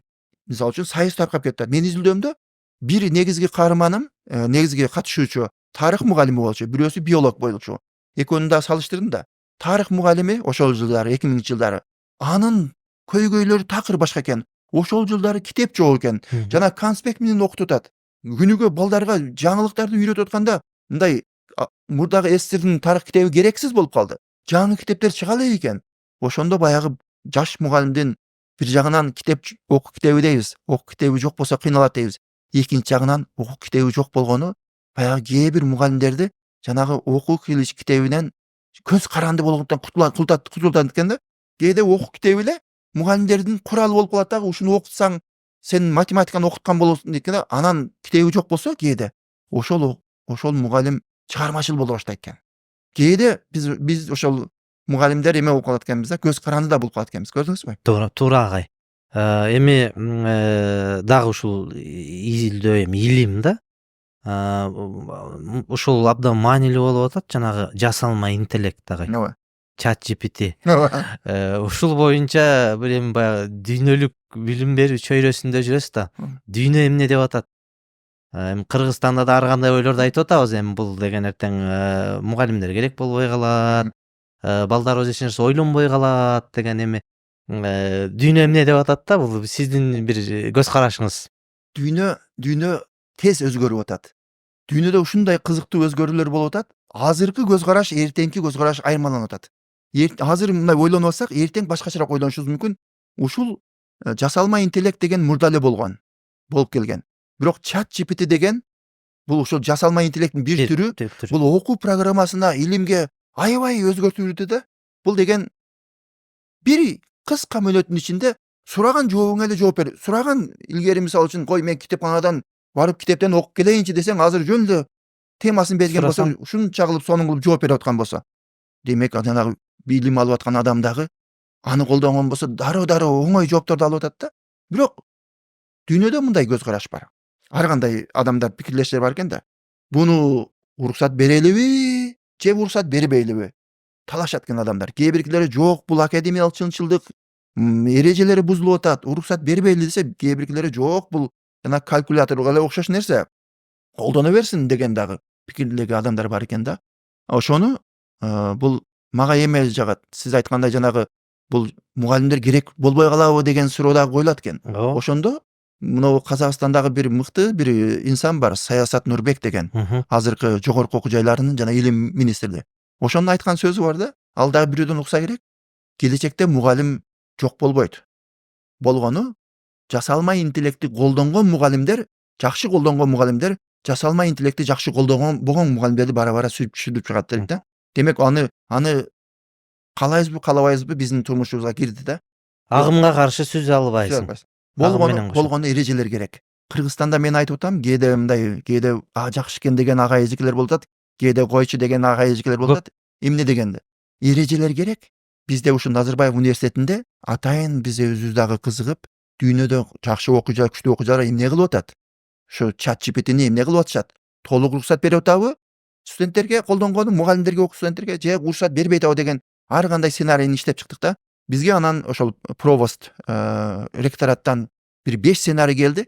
Ушул 5 сценарийди өзүңөр талкуулап, бир сценарийни тандап алып, өзүңөр эрежелерди факультетте өзүңөр иштеп чыккыла деген. Уруксат берип атыптырбы? Биз 5өөнөн биз бирөөнү тандап алдык. Уруксат анан ошонун негизинде биз сүйлөшүп отуруп, атайын биз декларация деген эмени иштеп чыктык. Силабуска кошо турган өзүбүздүн эрежени. Ал деген биз уруксат беребиз. Бирок ошол учурда силабуска жаздык. Биздин студенттер, магистрант, докторанттар тапшырманы жазганда анык кылып таблица кылып жазыш керек. Жасалма интеллекттин кайсы түрүн, кайсы максатта, канча көлөмдө колдонду. Бул биз ошентип биз өзүбүз демилгени студенттерге берип атабыз. Алар ачык айтыш керек, жашырбастан. Албетте эгер биз элементтери болсо, жанагы маселе кайсыл учурда? Жасалма интеллекти өзү китепти окубай эле ChatGPT айткан жоопту эле мен тапшырмам деген болсо, анда кечирип коесуз, бунда академиялык чынчылдык болбой калат. Эгер ошол ChatGPT'ни колдонуп, ар кандай идеяларды ойлоп, ошолдон идея алып, өзү тереңдетип, өзү изилдеп, анан кийин да кээде биз англис тилинде жазганда, англис тили биздин тилибиз эмес да, жазуу. Англис тилинде кээде каталар болуп калат, жанагы академиялык жазуунун эрежелерин үйрөнүп, кээ бир каталарын оңдогон болсо, анда уруксат берилет. Ошону студент болгону анык айтыш керек. Ушуну колдондум, мына үчүн колдондум деп туруп. Болбосо биз жаап жашырган болсок, бул себеби эмеден академиялык чынчылдыктын мага бир жаккан термини бар. Ошону дайым колдоном. Академиялык чынчылдык бул эч ким көзөмөлдөп текшербеген учурда дагы туура нерсе жасоо деген. Сөзсүз эле турда бирөө текшергенде анан кийин туура нерсе жасап, эч ким карабаса урлук кылуу эмес. Бул эч ким көзөмөл кылуунун да кереги жок. Адамдын өзүнүн жүрөгүнөн болуш керек. Өзүнүн абири, Кудайдан коркуп, пендеден уялып дегендей эле сөз экен дагы. Демек, менин түшүнгөнүмдө бизге дагы ChatGPT'ни колдонуунун эрежеси, нускамасы керек. Билим берүү министрлиги мектептер үчүн, мугалимдер үчүн, азыр университеттерге өз алдынча эркиндик берип атат. Университеттер өз алдынча иштеп чыкса жакшы болот экен менин түшүнгөнүмдө. Керек болсо ар бир окуу жай өзү деле түзсө болот. Өзү деле түзүп Өздөрүнүн иштеп эрежесин алса түзүп, болот. дайым эле жогортодон күтпөстөн эле окуу жай кегиле ушундай түрлөрү бар экен. Биз эмне кылалы? Силабуска эмне деп жазалы? Студенттерге эмне деп айтабыз деп туруп өздөрү эреже иштеп чыккан. Чоң рахмат ага. Эми бир мындай ушул жыйынтыктоочу этаптарда да азыр 4 жол деген китеп турат. Бул мен буга чейин 3 бир коноктон подкаст алдык. Мугалимдер бизде негизинен таалим подкастында мугалимдер, агартуучулар. Анан 2 коногубуз тең ушул 4 жол жөнүндө сүйлөгөн да. Бул сиз которуп, мугалимиңиз профессор, сизди окуткан. Ошонун китеби ушул 4 жол жөнүндө. Бул китепти эмне үчүн бир оюңузга келди? Анан эми кечээ бир подкасттын коногу айтты, 2 жолдо окшойбуз деп. Анан биз канчанчы жолдобуз бир сиздин көз карашыңызда? Ушул китептин мазмуну жөнүндө. Эми бул китеп жана акыркы сурооңуздан баштайын. Бул окурмандын өзүнүн жана кинода дагы эми автор өзү кино китеп жазып кое берет же кино чыгарып кое берет. Канчачы жол дегенден кийин ар кимдин өзүнүн эмесине табитине, азмидин түшүнүгүнө ар бир адам өзү чечим чыгарыш керек. Жок, баарыңар ушундай дегиле деп мындай максат андай эмес. Анди Харгривс жана Денис Шерли деген авторлордун пикири деле ошондой эле. Бул Анди Харгривс Торонто университетинде иштеген. Мен ошондо жанагыда айтып өттүм. Мен окуганда сабак алган бул агайдан. Анан бул китеби кийинчерээк чыккан. Англис тилинде The Fourth Way, 4 жол деп анан жазган. Экөө чогуу отуруп жазышкан. Бул китепти мен Назарбаев университетинде магистрантурага атайын мугалимдердин иденттүүлүгү, профессионалдуулугу деген курсту окутуп атып магистранттарга. Ошондо адабияттарды талдап жүрсөм мага аябай жагып калды да. Ушуну мен студенттерге тапшырма бере баштадым. Албетте баардыгын кыска мүнөттө окугула десем аларга оор болуп калат. Аларга мен ар бирине мындай бөлүп окугула деп туруп тапшырма берип, анан презентация кылгыла десем, аябай кызыгып сонун презентация жасап, алар дагы ушундай дүйнө ушундай болуп атыптыр, Казакстан канча жолдо экенбиз деп туруп эме кылып таржымалдап эме кылышат. Анан мага идеясы аябай жакты да. Кыргыз тилине ушу которулушса кандай жакшы болот эле. Ошол эле мен менен мындай баарлашып жүргөн кесиптештерим жөнүндө ушу китеп жөнүндө сүйлөшсөк кандай жакшы болот эле. Англис тилиндеги сүйлөбөгөн кесиптештериме да жакшы болот эле деп ой жүгүрүп жүрсөм, анан мен мыкты мындай баалаган адамдардын бирөөсү байланышып калды. Агай, билим берүү жөнүндө да китеп которолу дегенде мен аларга сунуш кылдым.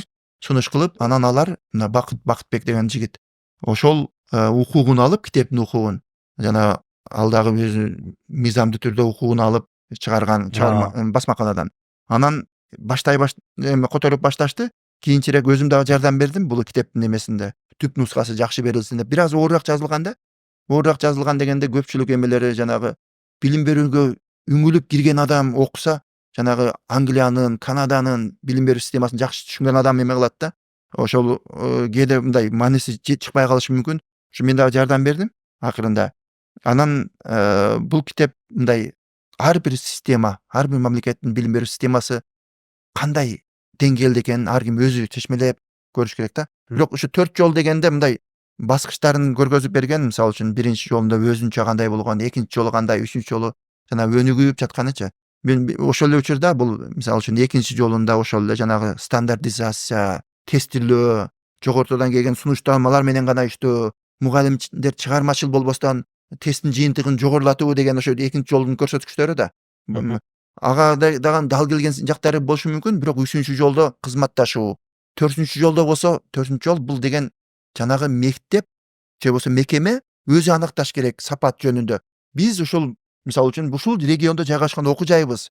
Биздин регионго ушундай сапаттагы окуу жай керек деп жанагы жалпы эле баардыгына стандарт түзүп койсо, балким анда кээ бирки жергиликтүү жагдайды эсепке албаган болуп калышы мүмкүн да.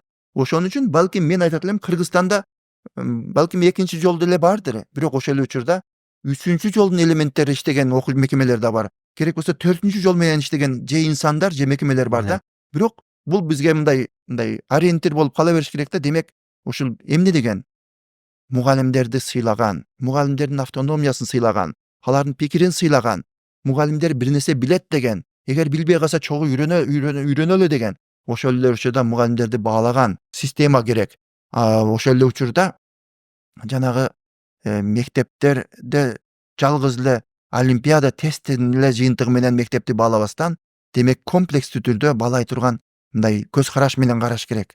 Анан ата энелердин дагы кийлигиши катышуусу болуш керек мектепке деген. Ушундай балким окурмандардын арасында бул жакшы экен, мен дагы мектепте иштейм, менин мектебимде мынаны өзгөртүшүм керек деген болсо, мен ошого сүйүнөм абдан. Жакшы, рахмат агай. Ошол маектин акырында бир жаш мугалимдер жөнүндө көп сөз кылдык агай. Учурдагы жаш мугалимдердин образы, биз образы деп айтабыз го. Кандай болуш керек? Анан биздин жаш мугалимдерде эмне жетишпейт? Анткени баягы бардык нерсе келип мугалимге такалат агай. Бул мектептеги билим сапаты, бул окуткан баланын дагы билим сапат, бул окуткан мугалимден ашып түшпөйт дейт го. Мугалим эмнени берсе ошону билет деген. Ушул сиздин баягы жыйынтыктоочу катары биздин жаш мугалимдердин образы кандай болуш керек учурдагы? Жаш мугалим, Кыргызстандын жаш мугалимдери албетте Кыргызстан биз дүйнөнүн бир бөлүгүбүз да. Дүйнөдө кандай болуп атат, кайсы багытта кетип атат, Кыргызстан жаш мугалимдери эле ошондой. Албетте жаш мугалимдерге көмөк керек. Алар түптөлүп, калыптанып, бүт элек инсандар 1-2 жыл үйрөнүп атышат кантип жаш мугалим болгондо. Ошол эле учурда бул жаш мугалимдерге системалуу түрдө көмөк керек да. Кээ бирки окуу жайларда, мекемелерде жаш мугалимдердин маселесин кантип чечтиңиздер десек, биз насаатчыны берип койдук, ошону менен чечтик дейт. Жок, насаатчыны берип коюу, бөлүп коюу жетишсиз да. Насаатчынын дагы насаатчысы бар, насаатчы боло албаган насаатчы дагы бар да. Ошол эле учурда биздин жаш мугалимдер ошол эле учурда алар өздөрү мындай эме болсо, мындай оңой эле жеңилбей турган, эмоциялык жактан дагы интеллекттери жогору болсо, кыйынчылыктарга жеңилбей турган, бирок ошол учурда ошол мектепте албетте колдоо аз болсо дагы жардам сурап, бирөөлөр менен иштешип кетип, үйрөнүп, анан ушул келечекте дагы ушул мыкты адис чыга турган, алар коркпосо, адашуудан коркпосо да жаш мугалимдер. Ал эми дүйнөлүк алардын кыйын жактарындагы кандай, мисалы үчүн ата эне келсечи, мисалы үчүн ата эне биринчи жаш ата эне кичинекей эң чоң уулун же кызын мектепке алып келген болсо, сиз мектептин директору болсоңуз, биринчи суроосу эмне? Менин баламдын мугалими ким деп сурайт. Жаш мугалим десеңиз, дароо эле алар качатчы болсом, жок алмаштыр, башканы бер дейт. Жок, ал бирөө окутуш керек да. Ошондо мен дайым айтам, жаш мугалимдердин артыкчылыгы бар. Алардын энергиясы бар, жаштыгы бар. Кече жакында эле университетти бүтүп келген, техника жагынан жакшы тажрыйбасы аз. Бирок ошол эле учурда жаш мугалим дагы өзү дагы аракет кылып, мисалы үчүн үйрөнүүгө аракет кылыш керек. Дүйнөлүк китептерди окуш керек. Анан Кыргызстанда абдан жакшы китептер бар. Ошолорду да окуш керек, өзүнүн үстүнөн иштеш керек. Бирок биздин жаш мугалимдер, алар эртеңкинин эң баягы мектептин өзөгүн түзө турган ушу жаш мугалимдер. Азыр бул тема өтө актуалдуу да.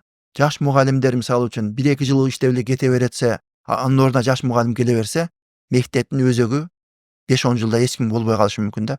Ошондуктан биз мүмкүн болушунча аларга колдоо көргөзүп, ушу жаш мугалимдерди керек болсо шыктандырып алып калууга аракет кылышыбыз керек. Жаш мугалимге да мүмкүнчүлүк беришибиз керек. Сөзсүз. Тажрыйба кайдан болсун анда? Чоңдукка салып эле кой, сен жашсың, жадыбалың 1-саат менен акыркы саатта окутасың, сен дежур болосуң деп эле кыйнай берсек, ал жаш мугалим өзүнүн турмушун куруш керек, үй салыш керек, ал дагы жаш мугалимдер. Ал аны колдобосо ким колдойт? Сен бизче болгуча качан деп, Ал болсо жаш мугалим тилекке каршы, анан кээ бир жаш мугалимдер, жок, мугалимдик колунан келген абдан таланттуу жаштар мектепти таштап кеткени өтө аянычтуу болот. Бул биз үчүн өтө маанилүү стратегиялык маселе болуш керек да. Чоң рахмат агай, абдан жакшы маек болду. Бул Таалим подкастынын атынан атайын коногубузга белегибиз бар. Бул термос агай, ысык чай ичесиз. Таалим деген подкаст. Ыраазычылык билдиребиз агай. Баягы Кыргыздын мекенчил уулу катары, илимпозу катары дайыма биздин Кыргызстандын билим берүүсүнө кайдыгер карабай салым кошуп келатасыз. Дагы деле салым кошо бересиз, агай. Чындыгында баягы дагы уланта берсек болмок, эми бирок подкаст көп болсо укпай калат да. Баягы тойбой калдым дейт го, дагы көп суроолорум калып кетти бирок. Буюрса дагы көп китептериңиз жарала берсин, тарбиялап жаткан өзүңүздүн баягы балдарыңыз ошо өзүңүз сыяктуу илимпоз, аалым болсун агай. Ыраазычылык билдиребиз, урматтуу подкасттын көрүүчүлөрү.